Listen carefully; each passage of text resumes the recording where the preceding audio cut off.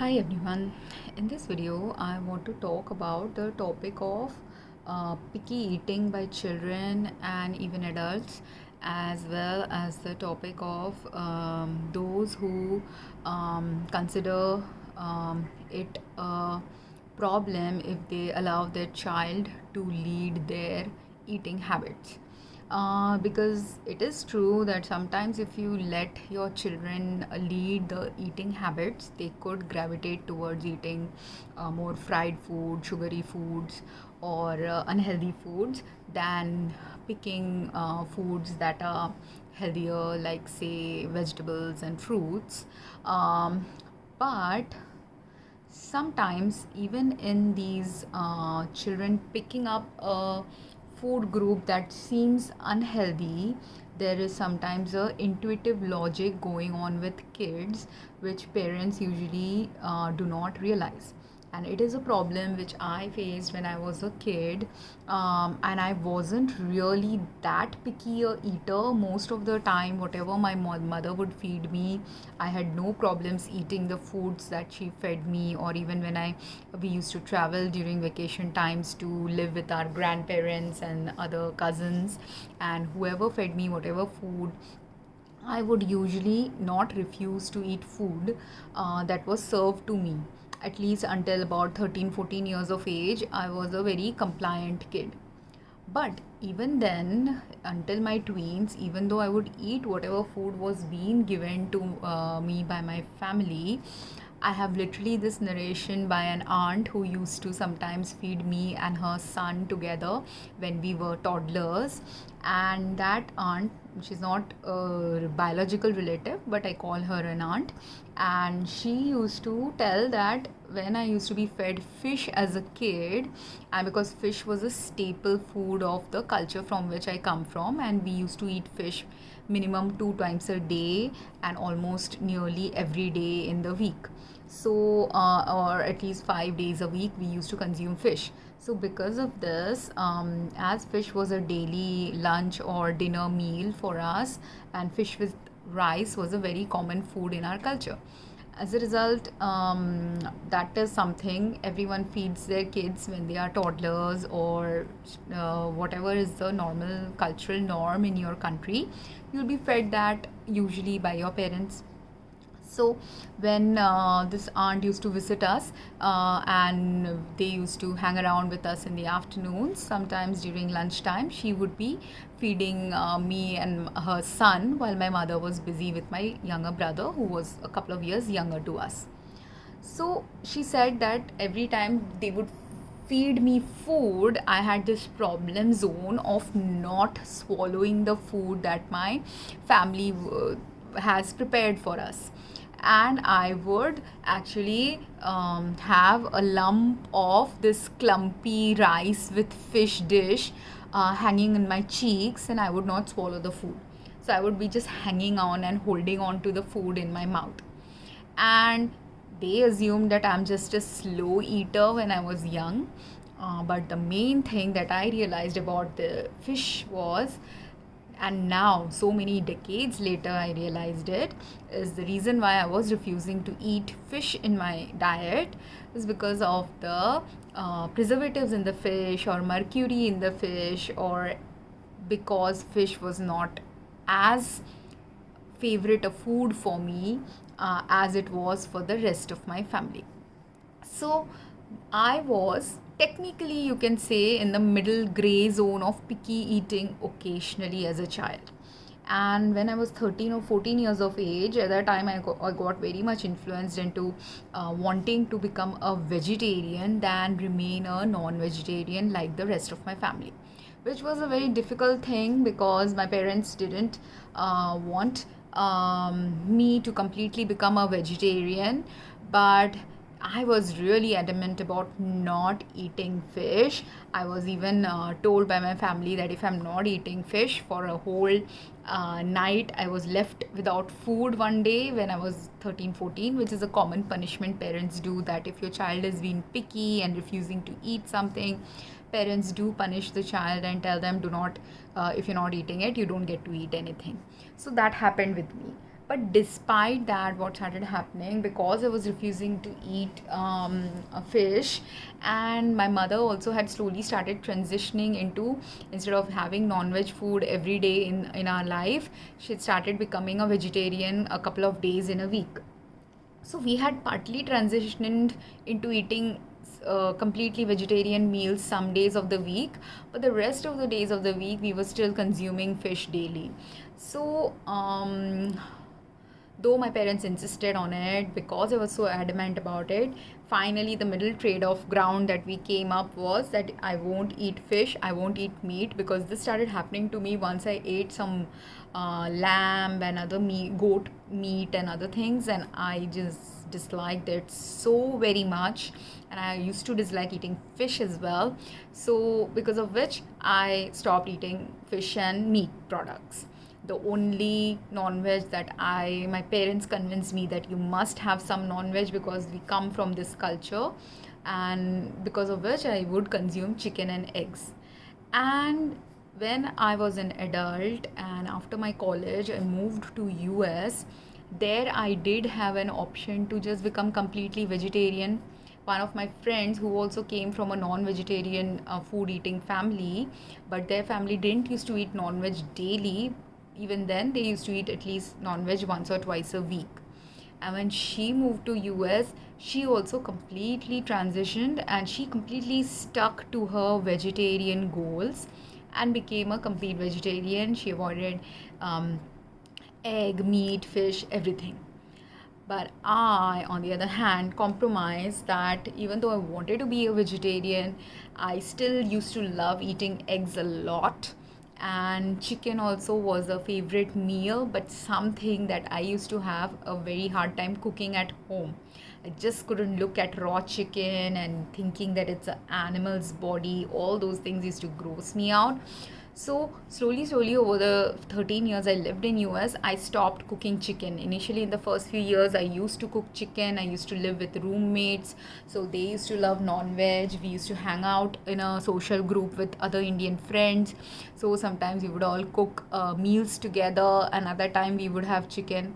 But after the first few years of living in US, when I did consume a lot of chicken and eggs, over time I stopped consuming chicken because I didn't want to continue being a non-vegetarian who consumes chicken. And for me, chicken was a go-to food only if I'm in places where, acquiring vegetarian food might be difficult, and just not to inconvenience people, I will eat non-veg. And this is what I used to do in US. But after I transitioned back to India, I stopped eating chicken in India, and now I have also stopped eating eggs because eggs started giving me severe bone aches and pains. And it wasn't just that the egg was giving me the bone ache and pain, it was a long transition that happened of a few months where I realized that the reason why I was getting bone ache and pain was happening from preservatives used to make the eggs look shiny and fresh and new. And these preservatives were interacting with something going on with my health. As a result, my bones were aching continuously when I would consume these preservative laced eggs. And from that day onwards, even though I have craved eggs many a times in the last few years, I must have consumed egg based products only like maybe once or twice a year. So why am I narrating this health food journey of mine? It's like you can see that I slowly transitioned from eating fish and meat products to not eating fish and meat products to eating chicken for a few years and decades, and then finally I completely have stopped eating. Mostly I will consider myself as a vegetarian, and because I have grown up eating non-vegetarian food, I do understand when people crave non-vegetarian, how tasty non-vegetarian food tastes. But because I started getting these health issues from non-vegetarian food, some were regarding just the fact that my body was rebelling against consuming meat products, and the second thing was I also physically started having problems with these non-veg food related chemicals in them. So When sometimes in a culture a child is refusing to eat something, many a times their parents will categorize them as picky, their relatives might consider them as picky eaters. But what people don't realize is that the person who's been a picky eater may have other reasons than just simply them refusing to eat something that is considered healthy. Because while fish is healthy for our health, it gives us proteins. If your fish is laced with mercury or laced with preservatives, that fish piece that you're consuming laced with mercury and preservatives will not be healthy for you to consume. And while, say, in a family of 4, there are 3 people who are unaware about the mercury content in the fish or the content of preservatives in the fish, because maybe they don't have that sharp palate or a sense of smell, the one who's generally picky will have a sharper sense of smell or taste, or have a sharper sense of intuition that tells them to not eat such food that are contaminated with something that will be harmful for our body. And in general, the one who is more intuitively aware, whose sense of smell and taste might be sharper, those people also usually will tend to have a more sensitive body. Meaning, say if there are 2 children in the family, both are given a fish piece that has similar content of preservatives in it. Now, the child who has the more sensitive body, if they consume that fish with the preservative, maybe their liver will start getting damaged because of the preservative. While the other one has a more robust liver, that's why their body is not as sensitive to consuming some preservatives. Not that that preservative, if it is a liver damaging preservative, won't act on their body as well. It will be acting in the body of both children, and say they are twins and the same age, like the video I have linked here. The mom says her children, one is a picky eater, one isn't, and they are both twins. So it's possible, despite being twins, they both being the same age and also same gender, they still can end up having slightly different bodies, health conditions, from a little variation in the genetics that even twins have. So the variation in genetics can cause 2 children to have slightly different preferences when consuming something. And because of the variation in genetics, the one who is more sensitive to the health harm will refuse something that is health harming first. That doesn't mean that the other person is not getting the health harm. It's just that their body being less sensitive to the harm. Maybe if the first child, if they consume fish daily, they might get sicker at 10 years of age, whereas the other child who is less sensitive to the preservatives in the fish, that child might get sicker at 20 years of age. But if that preservative in the food is health harming, both are invariably going to get sick at some point of time in their life, when their body can't take the toxin load in their body anymore. And this is just example of one fish. But imagine like that we consume multiple types of food in our life. We are also consuming lots of, while cooking food, we consume different kinds of water depending on the different places we are visiting or living at. And water pollution is right now a global problem which people don't realize. But if water is contaminated, most of the time our food that are cooked in the water is also then contaminated.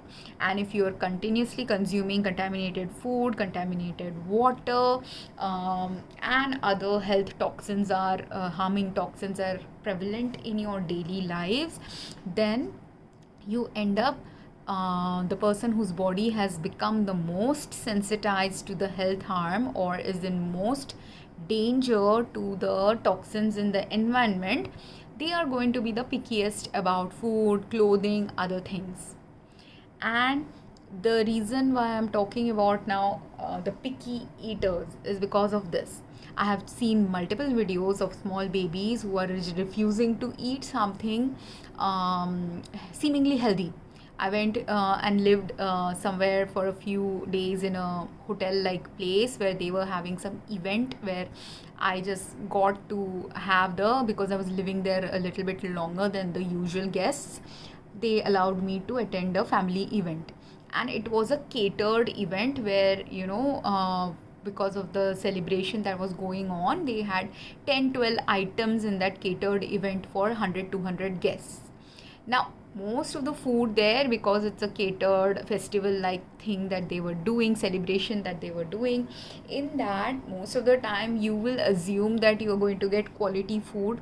And it's not that they are not getting quality food, but you have to understand that every place's quality is determined by the whatever is available there. If you don't have good things available in the market, even the richest person will not have access to as health harming things as the one who is the poor.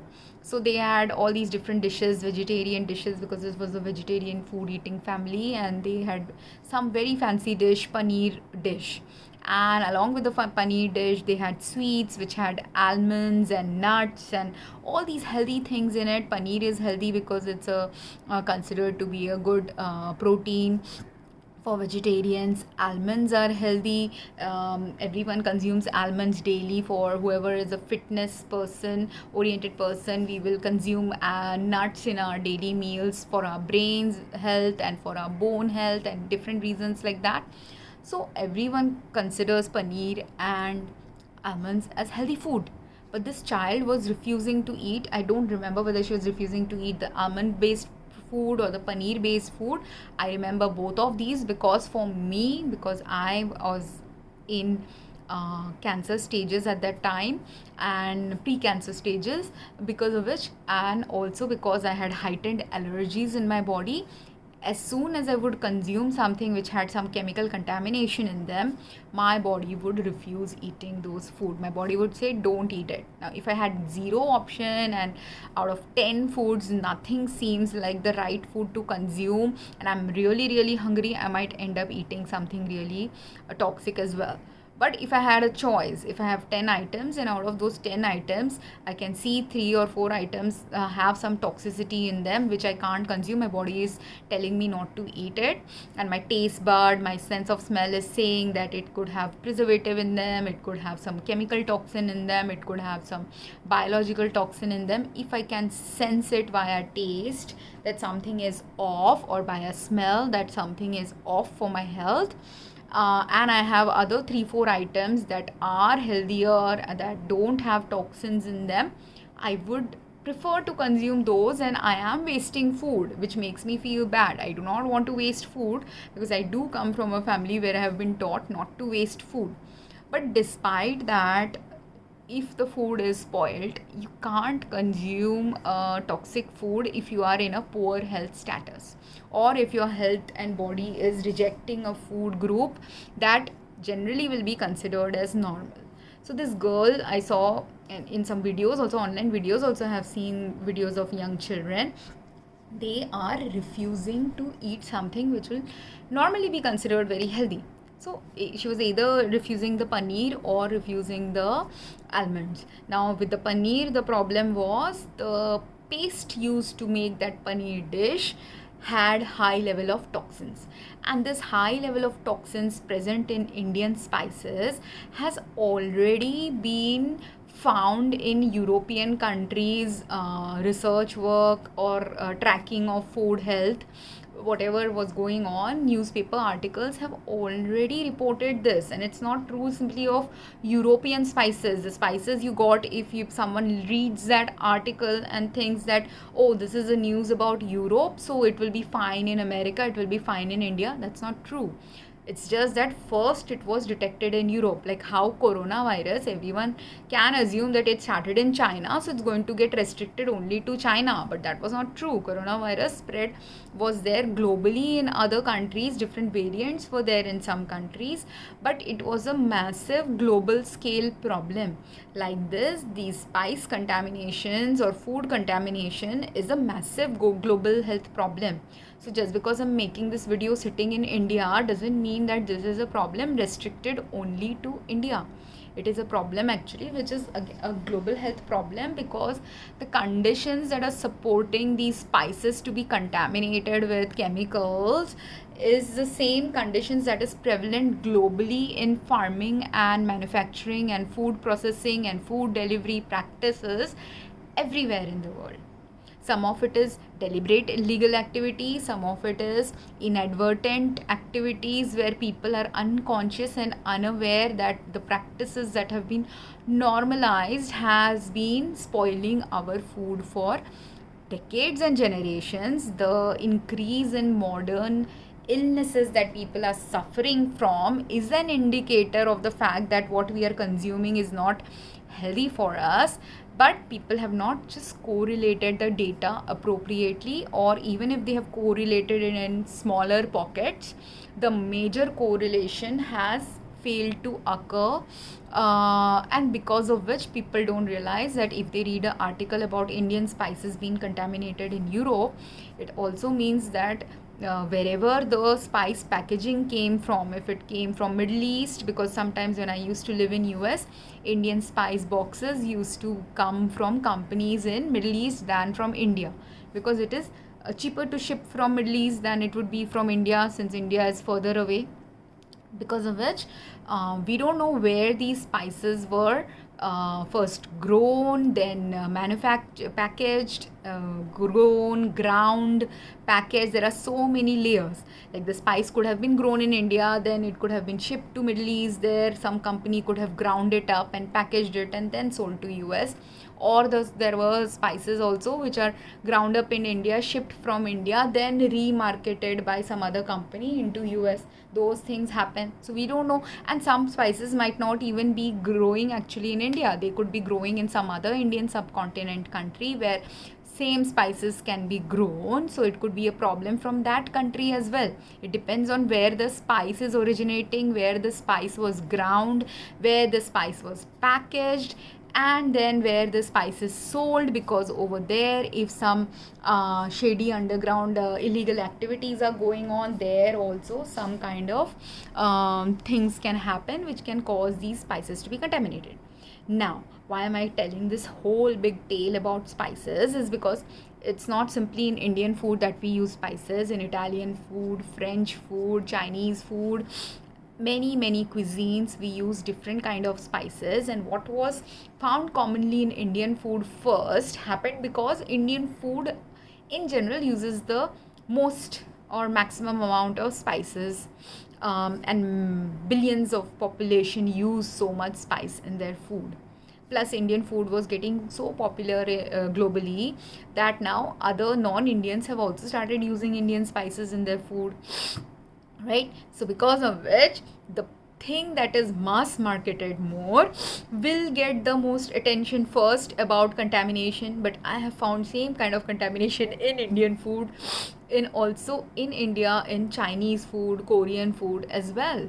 The spices in Chinese and Korean food, or even not just spices, like I love eating pasta. Even in the pastas, the way in which the pastas are getting prepared, I have found contamination even in pasta, or even in the other bottled pastes and bottled packaged foods and drinks that we consume. They all have some chemical contamination or microbial contamination related problems currently. The reason why this is happening is because globally people have slowly stopped in the quest for mass marketing. They have forgotten the right precautionary measures needed to make food really health safe for everyone. And certain things have been normalized, that when people were not consuming those products in mass scale, it was okay if you were consuming it occasionally and you wouldn't fall sick, or it might have taken you 50 years to fall sick from those same consumption of foods. But if something harmful is consumed in mass scale and in mass amounts for a long time than it used to be consumed previously, the health harm of it also starts showing up sooner if that food group had some problems with it. Like say those who are dieting. I used to diet. I used to be a fitness oriented person in US. In India also I was fitness oriented, but slowly because I started falling sick, some of my fitness regime has gone down. But I used to eat nutritional supplements, I used to eat protein powders, I used to consume all these fitness related things, like Weight Watchers bars, or Protein X, or protein bars, or protein supplements. All these things I have consumed in the past in US and in India. I've also consumed nutritional supplement drinks in US and India, because I used to be a pharmacist. Being a busy pharmacist, I didn't used to always have time to get the to eat food. We used to get half an hour lunch breaks, but even those half an hour lunch breaks would sometimes only be 15-20 minutes lunch breaks, and sometimes for a brief period my company didn't even used to give us any lunch break, and I had a 12-hour shift. So in those 12-hour shifts, when I'm not getting lunch breaks, or if I'm getting a shorter lunch break, if I'm hungry, I would consume all these protein drinks also.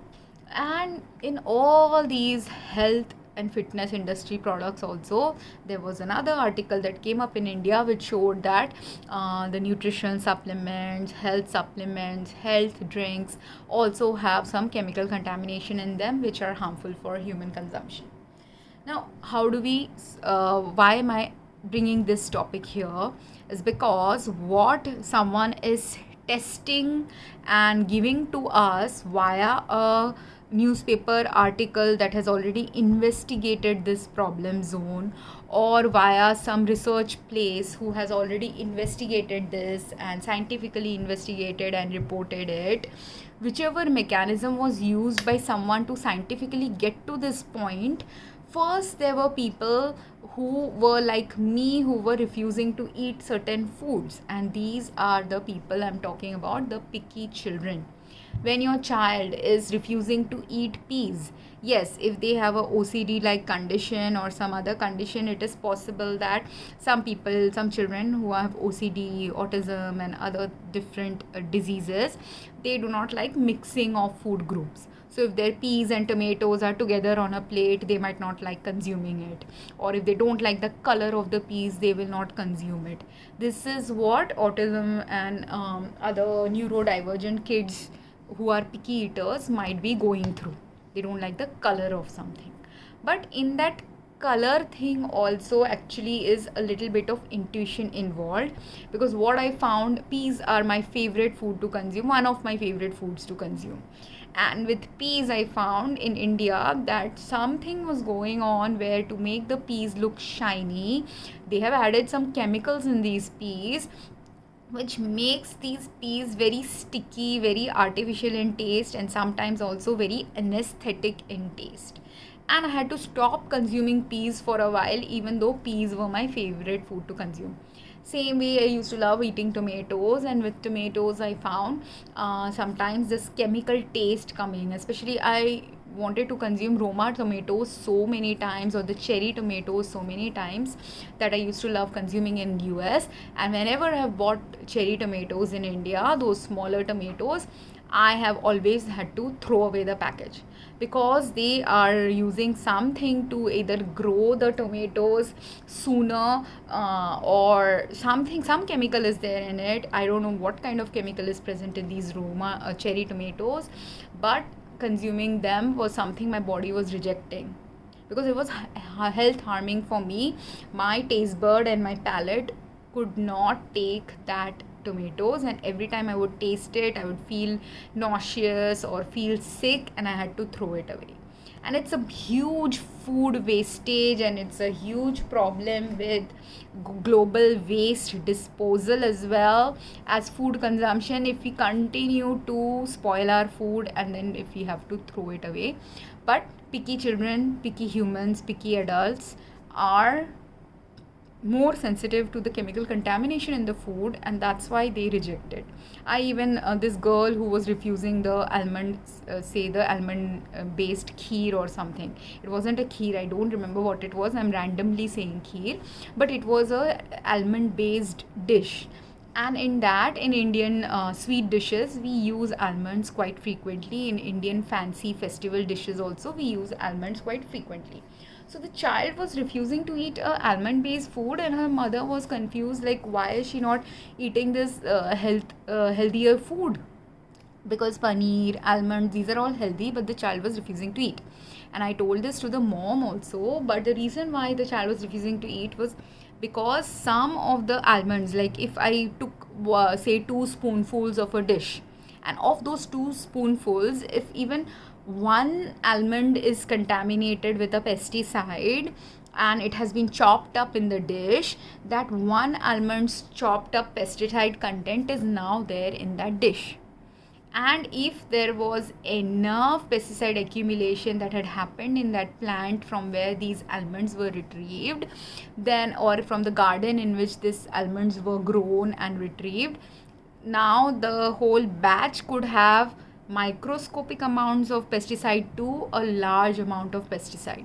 And depending on how much pesticide is present in that food now, if the child is sensitive to the pesticide content in the almond, if the child is sensitive to the pesticide content that is not just simply present in the almond but now that has mixed up in the dish that was cooked, they will refuse to eat it if they have a sensitive palate, if their body is sensitive to the toxin in the present in the food. Because people have to realize that these are toxins. Anything that is capable, the pesticide that is capable of killing a 1-inch bug or 1 millimeter small insect, is also capable of damaging our body in that 1 millimeter level as well. So 1 millimeter of a cell also can get damaged. And if I have consumed enough of these pesticides that have accumulated in my body will has now started shutting down as a result of the toxin damaging something in my body, which then results in a child or an adult refusing to eat something that will be health harming. At the next micro level, they will consume that toxin. And it's not that we just have pesticides in this almond. There was pesticide in the almond, there was chemical toxin in the paneer paste that it was cooked in, the water was contaminated too in this place. They have generally, the city of India has major water pollution going on, and everyone has been existing with that water pollution, but that doesn't mean everyone has been existing healthily with that water pollution. And the whole patient population of that area is actually living currently with major health diseases that have been undiagnosed or undetected. And eventually, as a result also, where in cities where people were in heightened levels of health distress, those are the places in the world where people would have seen the impact of this coronavirus, past flu and SARS viruses that have killed people. It usually happens when your body's health status has been weakened over time by multiple different toxins or microbes in your environment. So when children are picky eaters, what I want parents to be mindful about is the fact that the child may not simply be a picky eater, they are picking on a contamination present in the food you're cooking. So every parent now needs to start becoming mindful about the food source you are giving to your child. It's a global awakening that needs to happen to everyone globally, because currently many things are contaminated, many things need to be shifted, and because many of our bodies are also used to consuming so many contaminated food, you can't just one fine day stop eating all this crap also, because now our body is used to eating crap. So in order for me to get detoxed from any of the toxins that have been harming my health, I had to take a step-by-step approach to detox myself. The first easiest step-by-step approach to detoxing myself was converting from a non-vegetarian to a vegetarian diet. And then in all the non-vegetarian diet also, I had detected preservatives in certain food groups. That is what led me to stop eating, and I couldn't have detected that if I didn't have a sharp sense of smell or taste.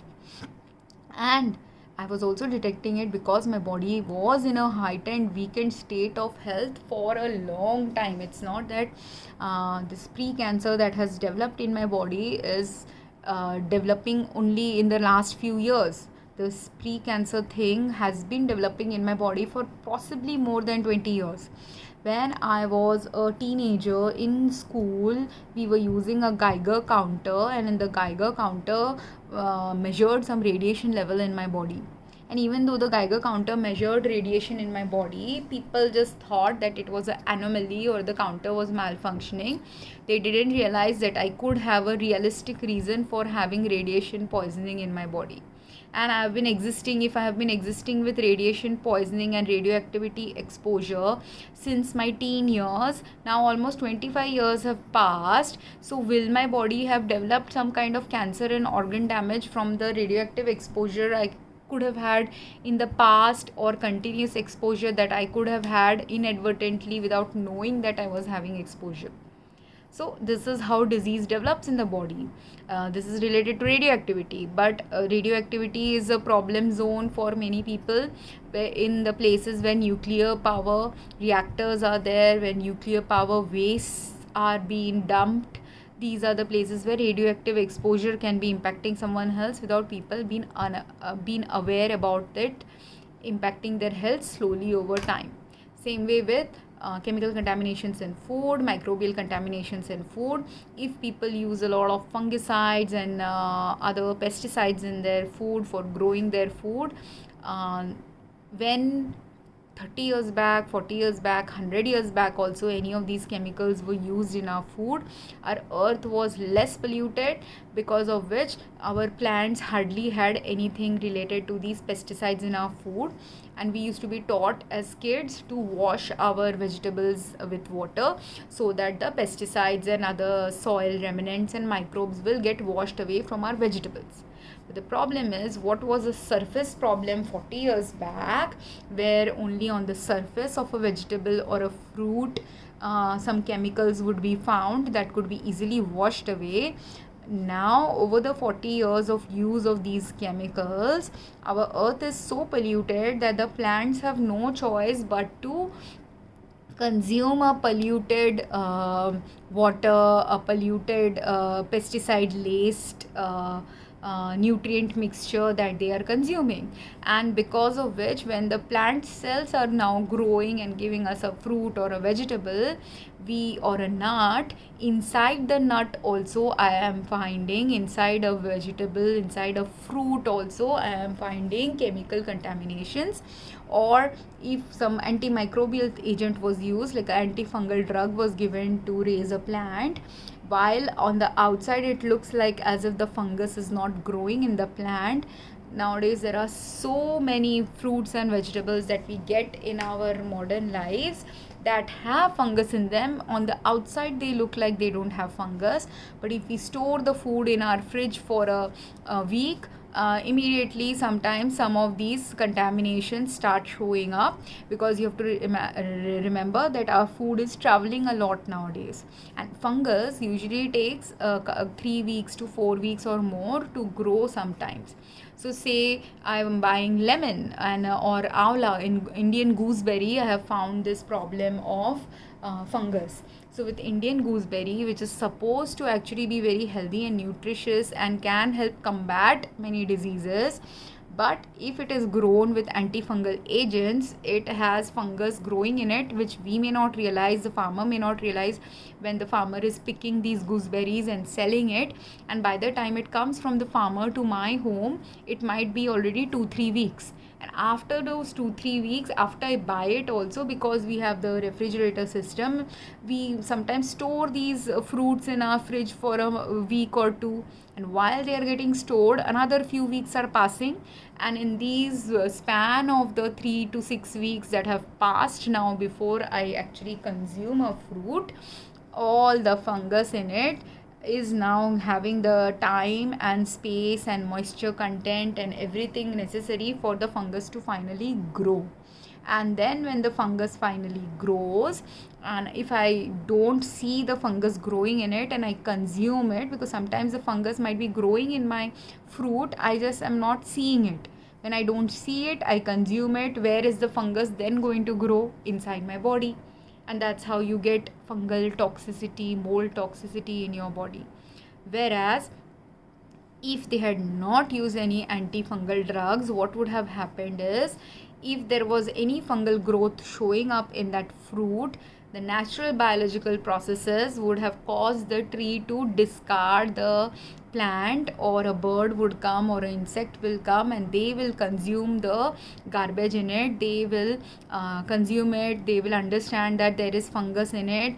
They will drop the gooseberry will now go in the soil and get disintegrated in the soil, because fungus underneath the soil might be good as a good what do you call it, can fungus and other microbes in the soil can help in fertilizing the soil. A fungus that is harmful for us may not be harmful for the soil bacteria and soil microbes and other things. So there is a place for fungus to be, and there is a place for fungus to not grow.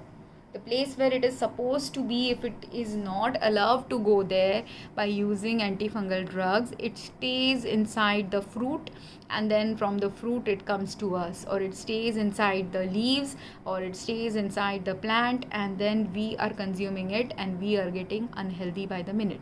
Now those children who are sensitive to the smell, texture, look of even fungus in their food, they will refuse to eat. So if someone is saying that their child is a picky eater and doesn't like to eat tomatoes, it's not that they don't like tomatoes, but the tomato that was given to them, if that tomato had fungus, if that tomato had chemicals, if that tomato was health harming to the child, they don't want to eat it.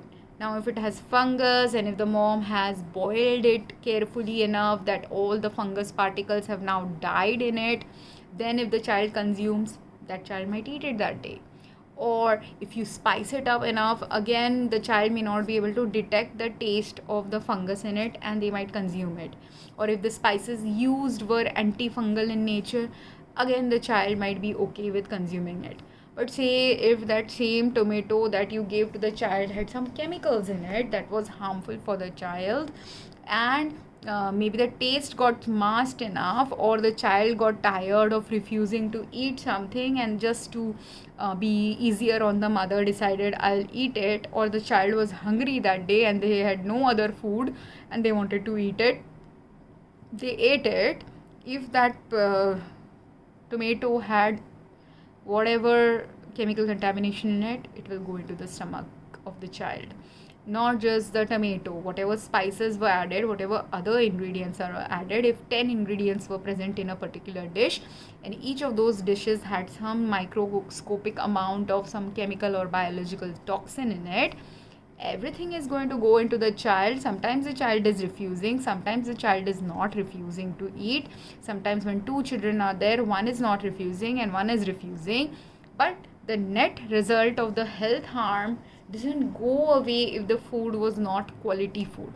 That's why I would urge mothers to actually observe the child who is more picky, or even if the non-picky child sometimes starts getting picky, observe those children, because children having a smaller size body, children having a more sensitive body than us, they might be more quicker in picking up a toxin that our body could have got used to consuming for 30-40 years, which a child's body may not be used to consuming, and that's why they are more attuned to it.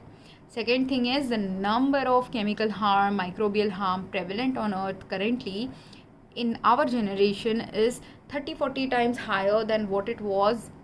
I'm just giving a random times number, but it is definitely greater than what it was when we were younger, what it was when our parents were younger. That's why many adults my age or my parents' age, sometimes people my parents' age are healthier than people my age. People in their 30, 40, 50s died during COVID, when people in their 60s, 70s didn't die during COVID. Why? Because those 60-70-year-olds had a cleaner earth, less fungus, less chemical laced, less microbe laced, less pesticide laced earth, and hence their consumption of good food in their life was much more than the consumption of good food that our generation got access to, and the generation after us is getting access to even lesser good quality food. And they can't have access to good quality food until we start acknowledging what is bad quality food. And if a child is refusing something seemingly healthy, they are refusing it because there is some chemical contamination in that food that the child can't consume. If the child will consume it, even if you're giving the child an apple or an almond or a fruit or something very very healthy, known to be healthy in the sense that that food is supposed to be healthy, but that food can only be realistically healthy for the child if it has no chemical contamination, if it has been raised in the right health aligned ways. If it was not raised in the health aligned ways, even if it has been a normalized farming practice for 30-40 years, finally the 30-40 years of bad farming practices or farming practices that were producing things massively for many people but were not producing good quality products for people, that things impact will eventually happen with the food on that child. So I hope this video makes sense. It's become a long video, but I hope if you have any questions about this, about your child's picky eating or how to work around this, the only workaround is to become more and more mindful about what you're consuming. Start buying foods that are healthier and really from healthy sources, because I've found chemical contaminations even in organic food. Even though organic foods are supposed to be chemical free, pesticide free, hormone free, sometimes the food processors and manufacturers don't always provide us with chemical free, pesticide free, hormone free food. So sometimes even organic labeled products do not have actually chemical free content in them. That's why it's very important to become more mindful of what you're consuming, what you're giving to your child, what you're giving to a sick family member. Because anyone who is sick, anyone who's refusing to eat something seemingly healthy, anyone who has become a picky eater, it's all because their body has become so sensitized to the chemicals and microbes in our environment. And it's not simply a food contamination environment that we are living in earth currently. Our other environments are also polluted, but everything combined together is causing a health harm that can only go away when the steps and right steps are taken to reduce, eliminate and end those health harming factors from our life. And if you have any questions, please drop me a comment. Thank you.